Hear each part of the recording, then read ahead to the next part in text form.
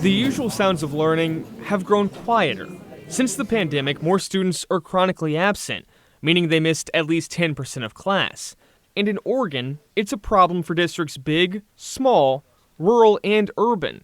Students who are not in school, who do not attend school, they're more likely to get in trouble. And lawmakers are taking notice. It is not one thing, it is multiple faceted things. State Representative Hua Win worked in Portland Public Schools, bringing chronically absent students back to class.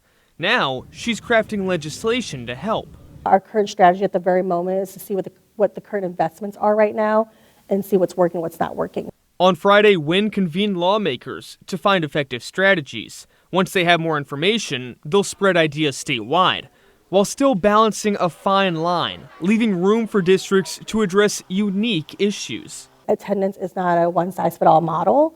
And Wynn says problems are more pronounced for kindergartners, high school freshmen, and seniors. Transition grades. We don't transition them well enough. Though transitions to bring kids back to class has worked. If you got out your Lord of the Flies book, it needs to go back neatly on the shelf. In Gervais, a small district in a town of just over 2,500 people. I think that makes perfect sense. And in Miss Palmer's high school class, it's a packed house. Pop it in the turning box. This year, chronic absenteeism among Gervais elementary students dropped from 40 to 28%. And in middle school, regular attendance spiked 17%. I think a lot of it is awareness. We send home monthly postcards. Julie Powers monitors attendance. She says Gervais offers incentives like popcorn parties when kids reach thresholds, and they have family game nights to strengthen school communities. And they have just packed our gym and cafeteria. When incentives don't work, staff meet with students. And then we offer parenting classes. Interviews detailing risks for kids if absences keep piling up. Still, we don't have any teeth. Punishments like truancy fines have been absent in Oregon since the pandemic. Though in Gervais, we still take kids to court. You can still cite them, but what we give them is court-ordered parenting classes. More meetings, this time with parents and students.